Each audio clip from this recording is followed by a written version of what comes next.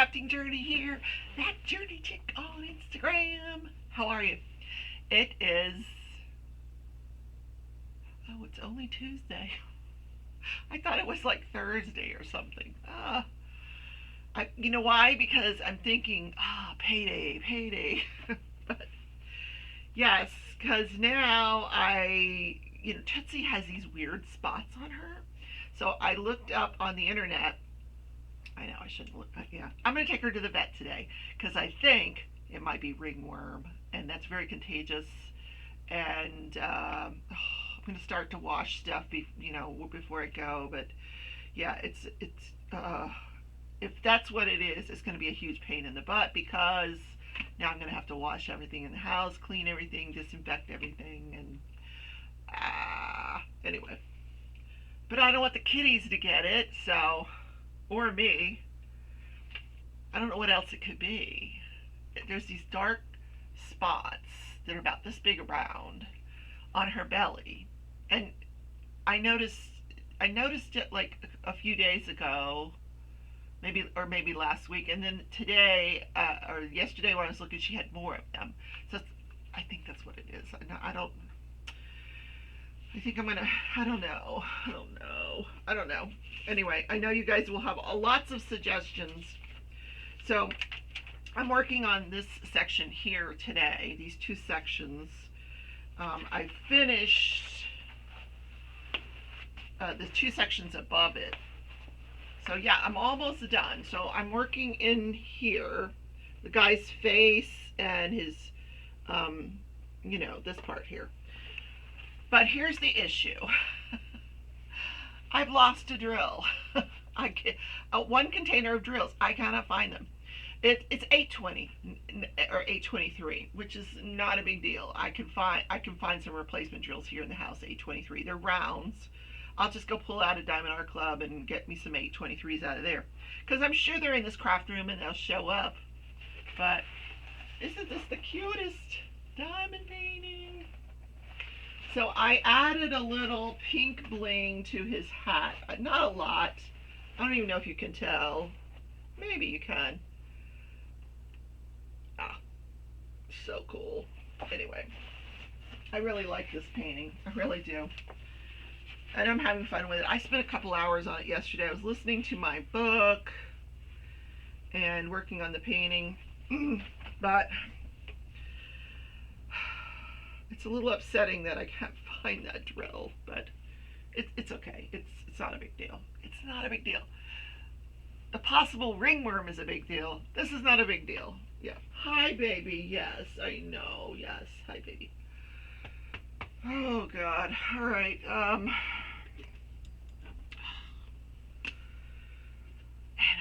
Animals are expensive, folks.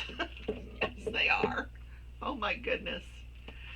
Hi, honey. Hi, what's up? You're not going outside. No. Go lay down. Go lay down. Go lay down. Why are you ignoring me? You want attention? Yes.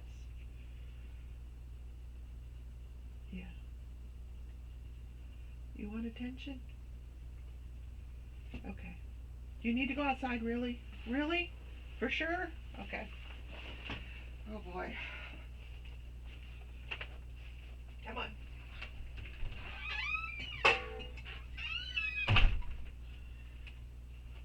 I don't even want to tell you what she did this morning because it was so gross. I'll vomit if I start talking about it. God, this silly dog. Yeah, she found, I don't know. Yeah, you're going to say, Rebecca, I'm never watching this channel. This is gross. No, I'm not going to say. She found something in the backyard and I had to take it away from her because it was so gross that I just wanted to vomit. So I can't even talk about it. I got it away from her, threw it out, and dogs, cats. But the kittens were great last night. They played so hard all day that they were exhausted last night and went right to sleep. I'm like, oh, thank God. And then and then didn't wake me up till like 7 o'clock this morning. I'm like, yay, kittens. Oh, maybe we're going to get into a routine here.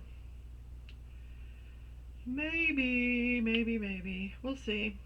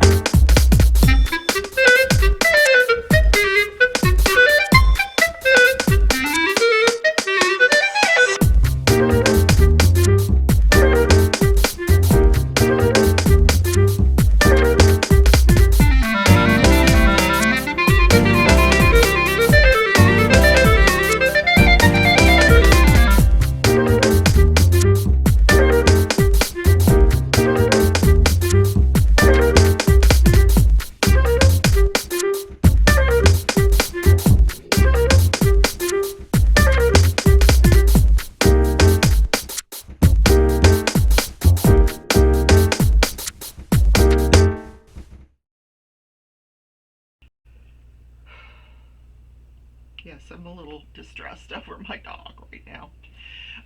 But my problems pale in comparison to others.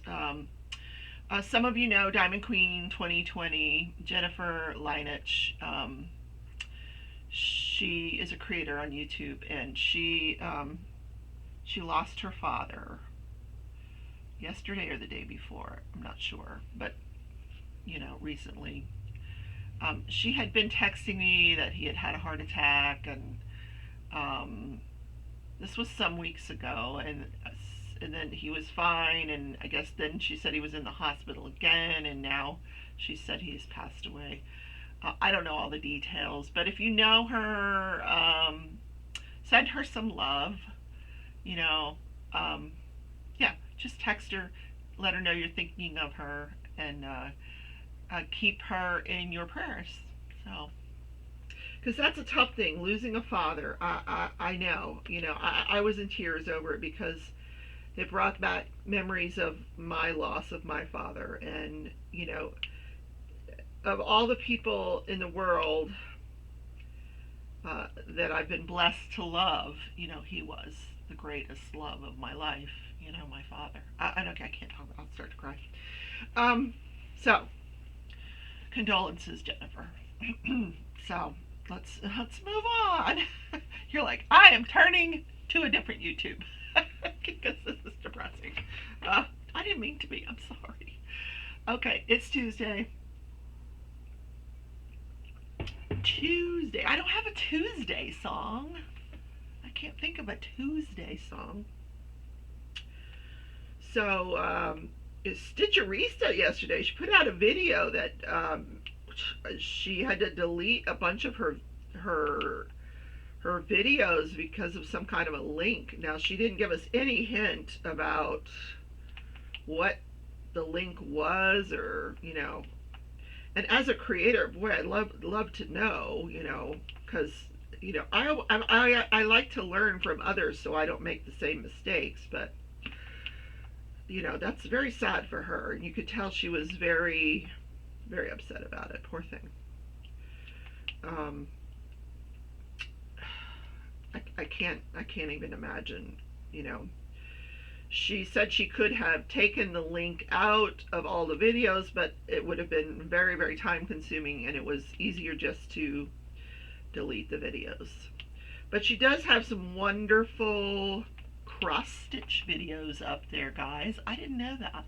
And some of you have been saying you'd like to learn to cross stitch. Check out Stitcherista because I understand she is a beautiful cross stitcher. So, check that out if you want to learn how to cross stitch. Oh, man, what a morning. What a morning. What national day is it? It is. And this is brought to you by Chick-fil-A. And if you're a vegetarian, you just might want to fast forward through the next minute or so.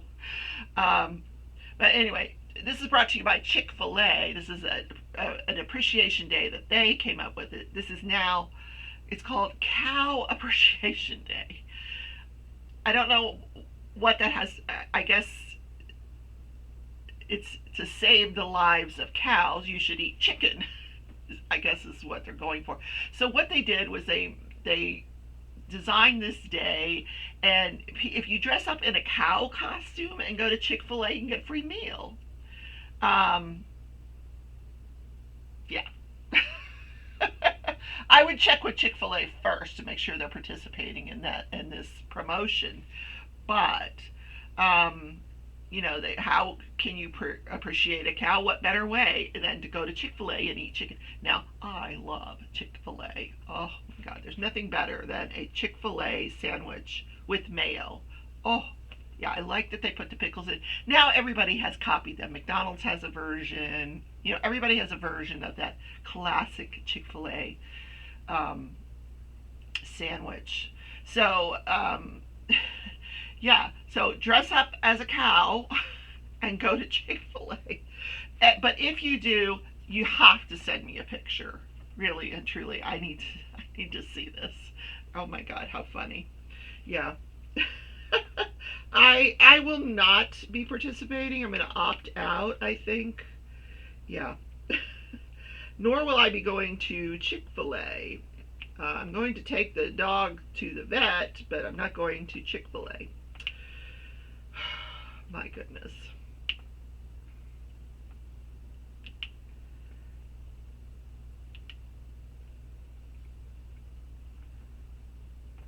So I'm all caught up on Big Brother. There's only been 2 episodes. I know. What's going on? We need to get it cranking, So there's, we're starting to see some tension in the house, some turmoil. They went into this house probably, usually they go in the house a week before they start filming. So they've been in the house a while. So they're learning each other's personalities, who they want to target. But the fact that they're doing it as teams, they're playing as teams this year, so it's kind of throwing a wrench in things. And they're throwing in these new competitions that also are throwing in wrenches. But nonetheless, it's always been something I've enjoyed. It's just as silly as the day is long, but I love it. I like to watch the silliness. Of course, and that's followed by a show called Love Island, which I would refuse to watch. It's just all about young people and sex, and it's just ridiculous. Yeah, no thank you. But other than that, I haven't been watching a lot of television because I'm reading a book. Yes. Well, I'm listening to a book on Audible. In the Bridgerton series, I'm listening to the one about Eloise and Philip, and it's really good. I love this author, Julia Quinn, because I don't find that her novels are formulaic. Well, a little formulaic, but in that girl meets guy meets girl, they fall in love, that, and they get married and they live happily ever after. But each story is very different, and it really is based on that personality of the character, and I just really enjoying it. So the thing that I'm actually reading is called Witch's Consort. And now I'm going to have to go back and look at the title to see if it's consort or consorts, because, I think it's consorts. She might be having more than one guy. So I don't know how I found this book, but it's very interesting. So she's falling in love with, she grew up with these five boys. Now they're all adults. You know, she left town when she was, 14, I think, and then she left town. Her family moved away from their estate, but now they've come back to the estate. They're a family of witches. They've come back to the estate because she is going to get married and take over the estate, running the estate. But she meets up with her four of the five guys that she grew up with, and they're all gorgeous and handsome in their own way, and she's falling in love with all of them, and they're all falling in love with her. But there's one that left town, and she's trying to conjure him and bring him back, and it's so interesting. And I'm like, what, is she going to end up with all five of these guys? Now that's my kind of girl. I always envisioned, I would have like polygamy in the opposite way. I would have multiple husbands. I want one that can cook, one that will, clean the house. I need a couple to be out earning a living, maybe one that will craft with me. And then we'll just, do a rotation as to who sleeps with who at night, So, and I'm way past that ever happening, but yeah. Does that happen in real life? I don't know. That would be strangely interesting, huh? Okay, for those of you that are still with me after that weird thought. Okay. Oh, God. I've really gone down some rabbit holes, haven't I? Oh, my God. There's no going back. Okay. Stop, Rebecca. All right, we're going to do a new trial. Judge, jury, and jury. I hope you're all caught up with the other trial. If not, I have everything playlisted. All the trials are playlisted. If you've missed a trial, you can go back and you can start from the beginning and watch through the different trials that I've covered. All of them very interesting. So I chose a short one. This is the trial of Joshua Aide. This was on Long Crime probably about a month ago. It's a very recent trial. He is on trial for the murder of his ex-girlfriend's father. So we have opening arguments. Now, first of all, this takes place in Oshkosh, Wisconsin. I don't even know where that is on the map. Do I have any people out there from Wisconsin? Oshkosh, Wisconsin? Yeah, anyway, I digress. So, the judge, he's handsome. And he's got this, I love bald men. I really do. I love bald men. And he's bald and he's like, really buff. Handsome guy. But he's wearing I was trying to figure out what state it was in, because usually they'll have a state seal somewhere on the wall behind the judge. Well, his mask, I look at his face mask and it says Wisconsin. I'm like, okay, I guess we're in Wisconsin, because he wouldn't be wearing a Florida face mask if he was in Wisconsin or some other state.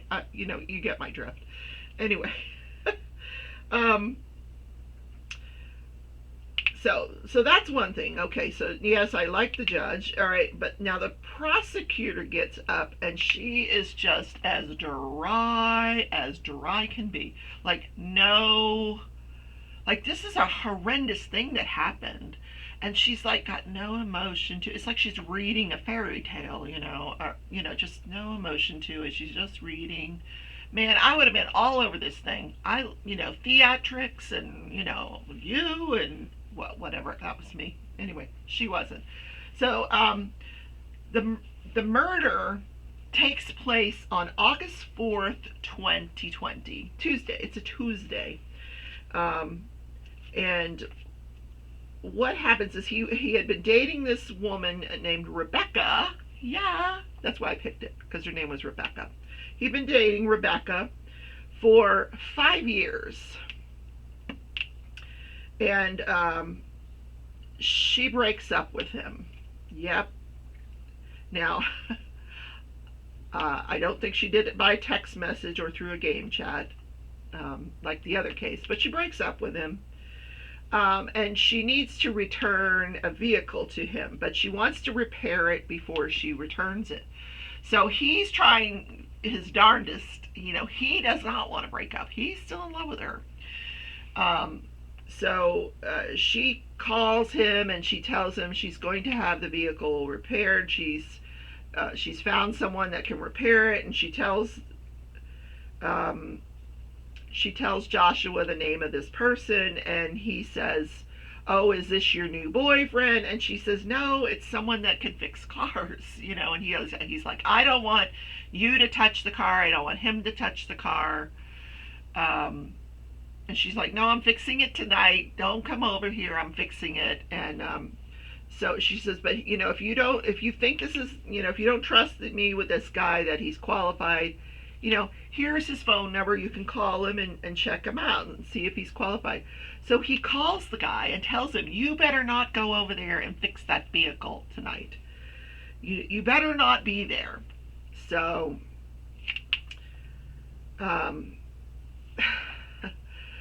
so when the cops arrive later that evening, yes, here's what had happened. Joshua Aide goes over there. Now the guy's there. He's trying to fix the vehicle. The woman's there. You know, Rebecca's there. Her father's there.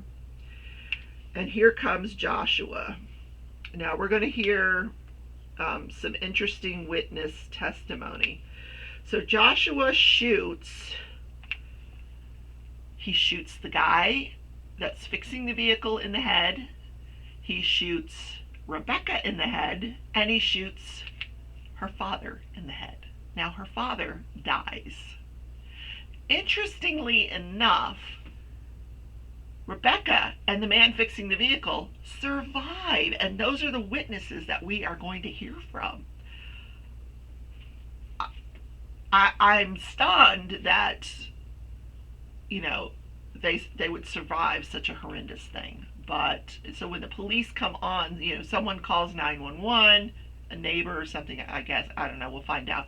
But 911 is called. They come on the scene, and the first thing they see is a dead body. Then they see this man standing up, and he's shot in the head, and he's bleeding profusely, and apparently both him and Rebecca, even though they had been shot in the head, were talking on the scene, and they said they were able to say who had done it. So of course Joshua flees. He lives about 2 hours away from her. So he drives the 2 hours back to his home. He makes a phone call, or a friend of his, I guess, calls him and tells him that, you know, hey, he tells him what happened, and he said, you know, were you involved? And he's like, no, I was, and he makes some excuse about what he was doing. He's like, no, I'm on my way home now. So he gets home, and when he gets there, the police are waiting for him when he arrives home, the local police, and he is promptly arrested. And so now the defense has opted not to put on an opening statement yet. They have deferred their opening statement till the beginning of their case, which happens rarely, but it does happen. So just the prosecution did an opening statement. Now we're going to start to hear from these witnesses that survived this horrendous event. Now once the prosecution rests their case and it's the defense's turn, that at that point they will do an opening statement. I find that fascinating. What could he possibly say to get himself out of this one? I don't know. Because we're going to be hearing evidence from, you know, ballistic experts about, you know, how the bullets matched his gun, you know, that sort of thing. So this will be an interesting trial, but it's going to be a quickie. It's, you know, it's I think it was a 3-day trial. similar to the last one. And the reason I'm doing that is Law and Crime is wrapping up, and they're doing 2 lengthy trials, the Durst trial and this other trial, which is the killing of a 13-year-old boy. And I do truly try to stay away from children if I can. But now the Durst one is kind of on hold because Durst is undergoing treatment for cancer and can't be in court. So they have to put this whole thing on hold. It's crazy. But they're not putting another trial on in case they do hold court. And then the other trial, the defense is putting on their portion of the trial. So I believe that it should wrap up fairly soon. Hopefully by next week, and they'll start a new trial, and we'll get to cover something live, actually live. That's my hope. You never know.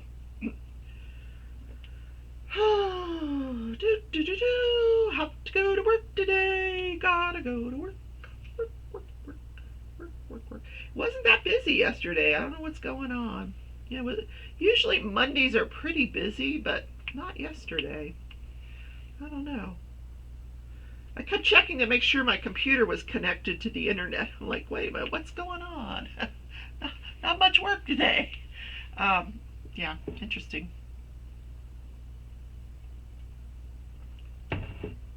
Okay, what else? This day in history. I got a couple of pretty cool things to talk about today. Sometimes I talk about more than one thing. Oh my goodness, it's almost 8:30. What the heck? I slept in today. Like I said, the cats woke me up at 12, at almost 7 o'clock when I woke, which is sleeping in for me. I've been getting really good night's sleep lately. Knock on wood. Anyway. Okay, first thing I want to go over this, and this was kind of the start of the Black Lives Matter, or one of the first cases that instigated the Black Lives Matter. Tootsie needs to come in. Come on in. Hi, baby.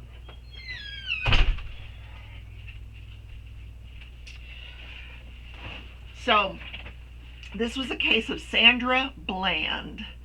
This is just, I'm going to link the video. I'll put a video up here of her traffic stop. She is pulled over. She's a black female.